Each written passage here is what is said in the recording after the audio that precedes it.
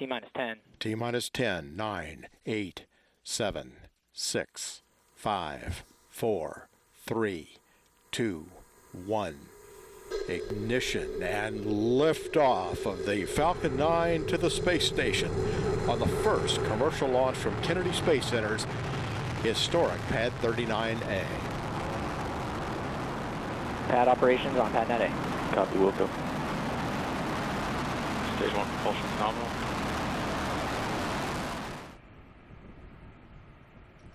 First stage coming back to SpaceX landing site 1. Landing legs I've deployed. Twin sonic booms. Stage 1 touchdown confirmed. Landing operators moving 11.100 on recovery net.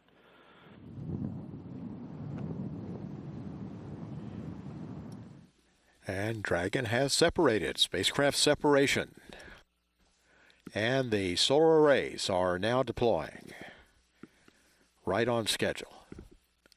And the arrays appear to have deployed successfully.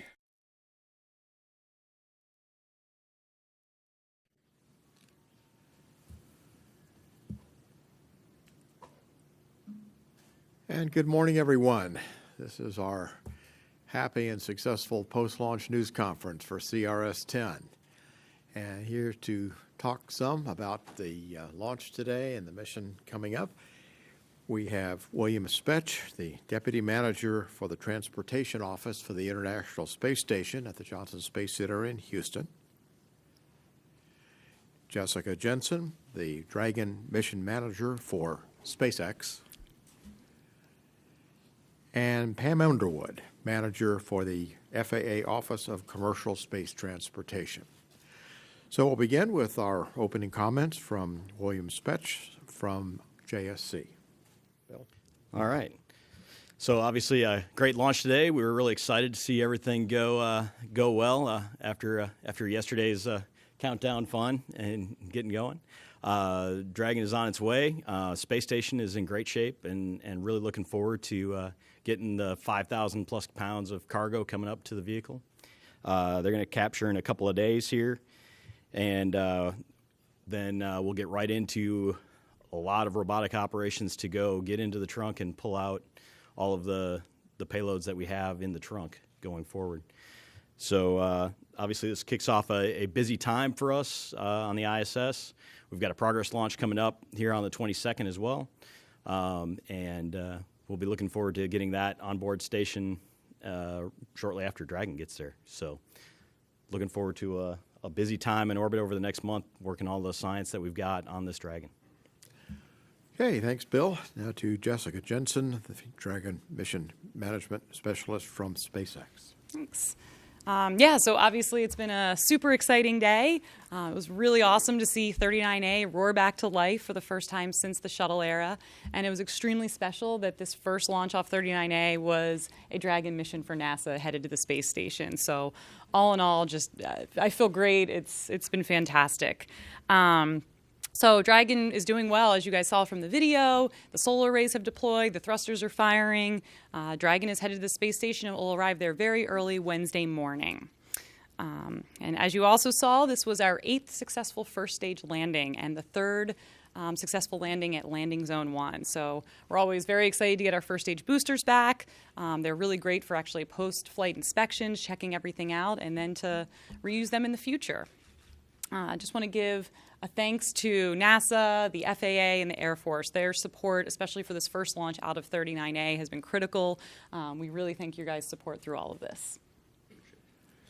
Okay, thank you, Jessica. The FAA Office of Space Commercial Transportation now represented by Pam Underwood. Once again, Pam. Great. Thank you, George. Good morning, everybody, and thank you. We're very pleased to be part of this great day. We'd like to congratulate SpaceX for their successful launch this morning, and of course to NASA for the very important cargo now on its way to the International Space Station, and of course Kennedy Space Center for having a first launch FAA license launch from here, and of course the first launch since the retirement of the shuttle program. So it's just a wonderful day, and we're very pleased to be part of it. The FAA licensed today's activity and provided oversight to the public safety aspects during the mission. The FAA is responsible for ensuring the protection of public property, national security, and foreign policy interests of the United States during commercial launch and reentry. And we're also responsible for encouraging, facilitating, and promoting the U.S. commercial space transportation industry. The FAA and NASA are partners in the commercial resupply program for the International Space Station. And as I mentioned before, we're very pleased to be part of this historic event and look forward to the activities to come. All right. Thank you, Pam. And with that, we'll take questions here first in the audience, then we'll take some on the phone, then we'll go to social media, which social media can contact us by #AskNASA. We'll take their questions as well. And if you would, please have one question and a follow-up so that we have time to go on to everyone else that has a question. So we'll start first. Marcia, I think you have a question. Oh, all right, right here. Marcia? Yes. Hi, Marcia Dunn, Associated Press for Jessica. I'm wondering, have the SpaceX party started already? I mean, and how big of a deal was this for SpaceX? It seems like you make an incremental leap every time. And where does this fit in all that? Yes, this is a huge deal for us. Anytime we can get a new pad off the ground, we've completely modernized the way the pad is built. So yeah, it's super exciting, and you're always a little bit nervous. We've run tons of tests to ensure that the hold downs would release properly, and as you guys see, the strong back throws back in a different way than it used to at pad 40. And we've done tons of ground tests, but we've never made it an actual rocket with a payload on top for that. So to watch that happen for the first time was just amazing. Yeah, so I'm sure the team will be out celebrating tonight. As of now, we're still, watching Dragon and ensuring that it gets to, on its way to the space station safely. It still does checkouts for the next several hours. So, but all is looking great. We're not expecting any issues, but yeah, we'll be out tonight if you want to find us. All right, another question? Yes, right back here. Hi, Tim Fernholtz from Quartz. This is also for Jessica. I know yesterday the launch was scrubbed for a couple of issues. Can you talk through what SpaceX did to address those overnight? Were there technicians inside the rocket? Was it something you could look at from outside just to understand what happened? Sure, yeah, we scrubbed for one issue yesterday. It was for the thrust vector controller actuator on the second stage. We have two actuators on the second stage, and they steer the second stage nozzle through the second stage flight. So what happened was yesterday we run several checkouts leading up to T0. And while the behavior we were seeing on the backup mechanism was within our allowables, it was slightly out of family for each of the different checkouts. And it was something that we hadn't really seen before. And just so out of an abundance of caution, we called that actuator suspect, and we decided to scrub for the day. So we looked further at the data. We did isolate it to the actuator itself and decided to remove and replace that actuator last night. So yes, we did have to bring the vehicle horizontal and have technicians go in there and replace it. And then we were doing, in parallel with that, doing lots of analysis, checking everything out, ensuring that there wasn't some other, issue we were missing. So we replaced the actuator last night, ran checkouts on the pad, and then, that all went perfectly nominally, and then checked out again today throughout the count, and everything looked as expected. All right, Jay? Jay Barbary with NBC News. Right now, Jessica, what's your best guess on when we'll fly the uncrewed flight and the crewed flight? So the uncrewed flight is aimed for the end of this year, and the crewed flight will be next year. I can't give exact dates right now, but yeah, we are aiming for the end of this year and early next year for the crewed flight. And as a follow-up, would you please post on the SpaceX billboard when you get over there, for none of your SpaceX drunks to call me anytime during the night to get them out of jail. I'm tired of doing it. Will do. All right, a question right here on the front row. Hello, Kyle Brown with Media Majors, corresponding for the Planetary Society. This question is for Jessica. Given the successful return to flight from Vandenberg and now from 39A, what pad is SpaceX targeting for the first reused Stage 1 booster? That will be 39A as well. The launch is scheduled for March, so it's coming up very quickly. It's our SES customer, and so look out for it soon. Ken? Hi, thanks. Ken Kramer, Universe Today, Northeast Astronomy Forum. For the FAA, can you describe a little bit more all the work that you do, since this is brand new for launching a Falcon 9 off of 39A? Can you describe that in some detail? As well as why did this take till pretty much the last second, almost, Friday afternoon to issue the license? Thank you. Well, thank you for the question. The FAA licenses for public safety, as well as national security and foreign policy interests of the United States. Our regulations are devised as such so that we make sure that those elements are addressed and compliant before we issue a license. So specifically for this launch, we do the same thing we do for every launch. It's a great day for SpaceX and a great day for 39 Alpha, but the regulations are the same regardless where you fly from. So that's a nice thing for the commercial space industry, that you have that consistency across wherever it from. It also means that effectively our job, we review the same things each time we go through it. Vehicles change, locations change, absolutely, but we do apply the same approach, the same level of rigor with regard to public safety for every launch. Specifically for this flight, of course, the license was issued. We have 180 days from the application acceptance to when we can, by law, when we can or should by law issue a license, and we were well within that for this particular launch. We did not issue the license until we made sure that we did review all of those regulations to make sure that the public safety elements were satisfied. But once we had that, we went ahead and issued the launch for the activity that took place this morning. Because of the Amos 6 explosion, were there any complications? For this particular activity, we had previously closed the Amos 6 investigation well in advance of this particular activity, so there wasn't, from our perspective, no. Okay, right here, Jim. Jim Siegel, I'm with the Celebration News and Spaceflight Insider. I have a follow-up for Pam based on what Ken was asking. Could you tell us a little bit more about how you physically oversee the process? Do you have people looking over the shoulder of the engineers and others at SpaceX? And are you on the pad or in the building where they build up the rocket? How many people are involved, and how long a process is this? Is it a 1 week process, a 1 month, 5 months, whatever? And that's a great question, and it really goes to insight as to how does the FAA implement that public safety responsibility that we have, and I'm happy to answer that.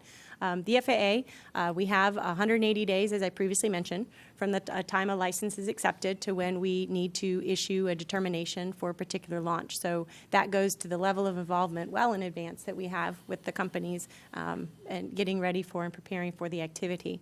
With regard to your second question, which I think is closer in, once the license is issued, how do we then go make sure that everything is satisfied? That's through a process we called safety inspection, and we do have people on site. There's a space safety inspection team that is present for inspections of public safety elements, things that are critical for public safety, installation of things that are critical for public safety. So our folks have been on the ground with SpaceX now for weeks and months leading up to this activity.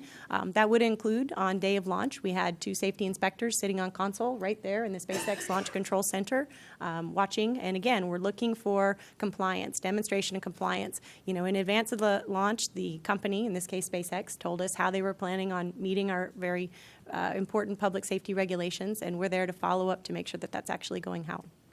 As a follow-up, have you ever withheld a license in the past for any particular launch for any particular reason?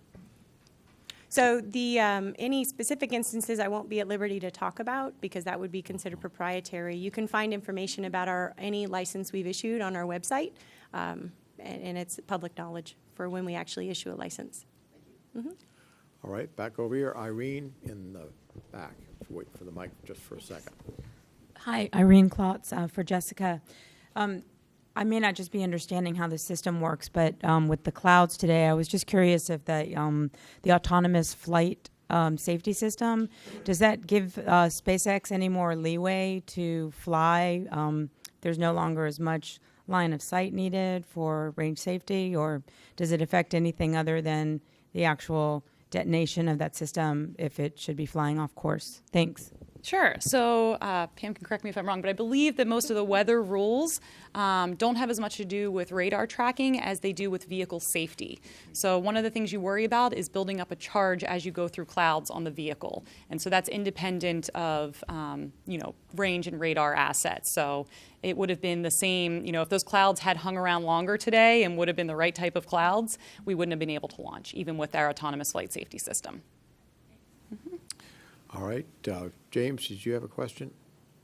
Yes. All right. If you come right here to James Dean. Thank you, James Dean, Florida Today. Jessica, I was wondering if you could tell us of the boosters you've recovered to date, prior to today, of course. How many does SpaceX consider to be reusable, I guess, for additional flights beyond, again, we know SES-10 coming up. And just about the landings in general. I mean, I guess we keep asking, as it seemed routine, but it does seem to be becoming more routine now. Is that your expectation every time now? Or just kind of where are you at with your sense of the chance of landing successes? Yeah, so it is our expectation, but again, it's a secondary goal. If we do lose a first stage, it does not hurt our business in any way. It only helps our business when we recover it. So again, it does not affect the primary mission at all. We will still deploy satellites into orbit and Dragon into orbit. If the first stage winds up not making it back to land or not landing on the drone ship, it's not a big deal. But like I said, when we can get them back, it's great, and then we can reuse them. So right now, as of today, this is the 8th one that we've recovered. And we have, so of the 7 we had before, there was one of them that we used for extensive life testing in Texas. I think we had published some information about that we ran it through. I can't remember how many mission duty cycles, or it's the equivalent of a flight, and we ran it through, I think, 8 of those. So we basically took a flown booster and then put it on our test stand in Texas and just kept running it repeatedly as if it was seeing flight multiple times. So we would not likely refly that one. All the other ones are looking good and are potential candidates for reflight. But some we may choose to just do inspections on, which can be very useful for the company. We also have to work with our customers to ensure that they are okay with using reflown rockets.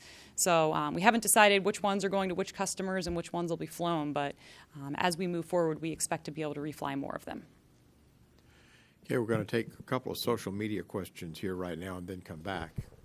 Cool, thanks. I'm Emily Farfar with NASA Social Media. This first Ask NASA question comes from Thomas on Twitter, and he wants to know how much time does it take to prepare 39A from one launch to the next? I can answer that one. So it's roughly 2 weeks. Yep, and depending on, we added significantly more blast protection at 39A compared to what we had at Pad 40, just based on lessons learned. So we're hoping that the turnaround, along with the massive water deluge system that we now have, protected the pad and that we can actually turn it around pretty quickly. But as of now, we're assuming that's going to take 2 weeks. Great. And the second one comes from Pauline. What is the reasoning behind the decision to have the strong back pull away differently than before? So the reason for the strong back pulling back differently, forget this one. So partly it's to help with the umbilicals. So we have the umbilicals that come off basically the strong back is what it's called. All of your electrical and plumbing runs through there, and then those connect to the vehicle through umbilicals. And we will be able to make what we would say like higher reliability umbilicals, not as long, they won't get caught on things, the way we have the system currently set up today. All right, more questions over here. Let's go right here on the end. Chris Gebhardt with NASA Spaceflight. Wondering if you can talk about the work that still has to be done on Pad A for the Crew Dragon missions coming up, and how that work's going to be balanced with the cadence of launches that are coming up on that pad until Slick 40 is ready again. Sure thing. So the main thing we have to do is add the crew accommodations. So we are in the process of building an arm that the crew will actually come out onto Dragon on that at a higher level from the tower. So we have to get all of that underway. The goal is, now that we've had our first launch at 39A, we'll obviously do inspections after flight today, see how it looks, but the goal is to send most people back over to Pad 40 to start getting that back up. We hope to have that up and running sooner sometime this year, and that by doing that, by shifting most of our commercial satellite missions over to Pad 40 while keeping Dragon missions at 39A, that we'll be able to spread the missions out enough so that we can get all the crew work done in time. And is the pad, when it was configured for today's launch, is it also ready to host the first Falcon Heavy launch? It and is. what's the schedule for that? I forget the schedule. I don't have the exact date off the top of my head, but it is configured for Heavy. All right, more questions over here. Yes, right here.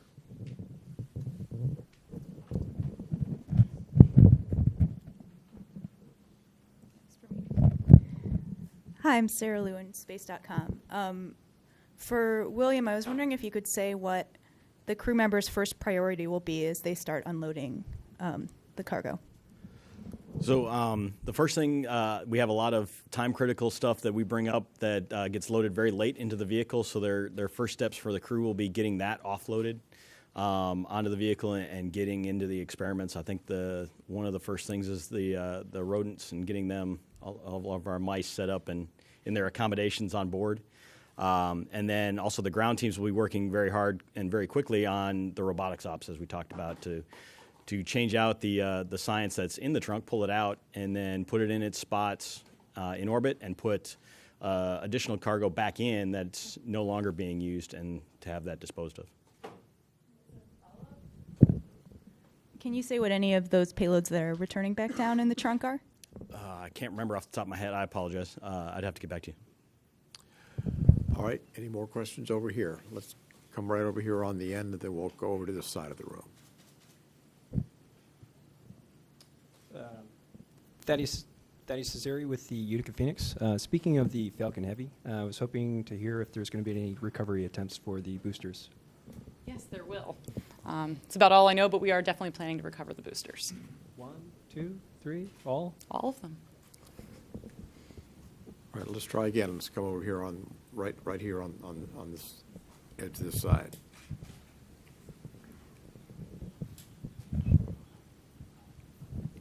Hi, Jeff Faust for Space News. For Jessica, maybe you can talk a little bit about what you're going to be doing to the pad to inspect it and prep it for the next launch.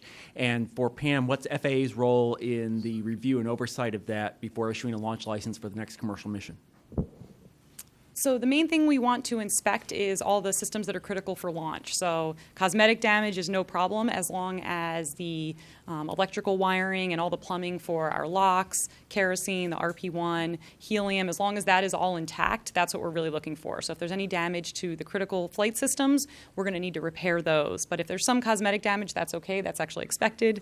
But that's mainly what we're looking for, making sure the critical systems are ready for the next flight. Great. All right. And I'm sorry. go ahead. I didn't know if you wanted for my part of that question, Jeff. The FAA, as I've mentioned before, we issue licenses for public safety, national security, foreign policy to the United States. We will follow the same process we've done before. When we're certain that those elements of public safety and our regulations are satisfied, then we'll issue the license. All right, we'll come over to this side of the room, right here in the back. Hi, Bart Leahy, Spaceflight Insider. Questions for Pam. Was there extra scrutiny because this is the first time it's a commercial launch on Launch Complex 39A? And follow-up with that would be, now that you've had the first launch, will it be simpler for SpaceX licensing going forward? So that's a great question, and one I've heard before from even applicants. Does the same process proceed? The answer is yes. We do the same thing every time. We look at the same regulations. The same regulations apply for every particular launch. You know, with regard to whether or not it's easier or more scrutiny on this particular launch, we have to satisfy public safety, and the public safety elements that we have to satisfy are consistent across all launches from anywhere that we license. Making it easier for them in the future, I would imagine it's probably a little bit easier for SpaceX once they kind of get their processes under a certain amount of regular cadence, I would imagine. But, you know, from an FAA perspective, we have the same, you know, thresholds for public safety element for every particular license and every particular launch. All right, right here. Hi, Ken Chang, New York Times. For Jessica, what's the condition of 40, and what do you have left to do to make it operational? So the condition of 40 is still, we haven't spent a lot of time on it. What happened was we did the initial assessment of 40 after the Amos accident, And we looked at where 39A was, and we basically made a decision at that point to prioritize most of our team over to 39A. That was going to be the quickest way for us to return to flight and the safest way. So we prioritized most of our team to 39A. We have completed all the inspections at 40 and have done some minor work there, but we really still, have to do the majority of the work there. Yeah, did you have a follow-up? All right, let's go right next to him. Here we go. Yeah, Scott Johnson with Spaceflight Insider. I believe this is the third booster to be returned to land. I think the first one during daylight hours. With that in mind, will there be any opportunity for media to go out to Landing Zone 1 and view or photograph the landed booster? Someone from our media team may be able to answer that. I don't know the answer to that question. All right, with that, let's take one more question here real quickly, and then we'll wrap it up right here on the end. For Jessica and Pam, I'm wondering what the current plans for the expansion of Landing Zone 1 are to accommodate the Falcon Heavy cores, and for the FAA's part of that, is there anything different with 3 cores coming back, 2 at the same time, 1 a few minutes later? I actually don't have much information on that. Do you know? Well, I can speak from the FAA side. Again, the same regulations will apply when it is, in fact, 3 boosters, whether or not it was 3 or 1. We look forward to working with SpaceX and reviewing those elements once they're determined. And from that perspective, once we know all of those public safety elements and regulations are satisfied, we'll be able to license it just like we had done something today, only it would be 3 boosters instead of 1. All right, Marcia, a real short one because we're just wrapping up here. Yes, Marcia AP for Jessica. So when is the next target launch from 39A? What's the date? In approximately 2 weeks. I don't have the date off the top of my head, but it's in approximately 2 weeks. All right, that's going to wrap up our briefing now that we're off the ground and Dragon is heading toward the station. For further information, you can go to www.nasa.gov/station. And that will conclude our briefing for the launch of CSRS-10. Thank you very much.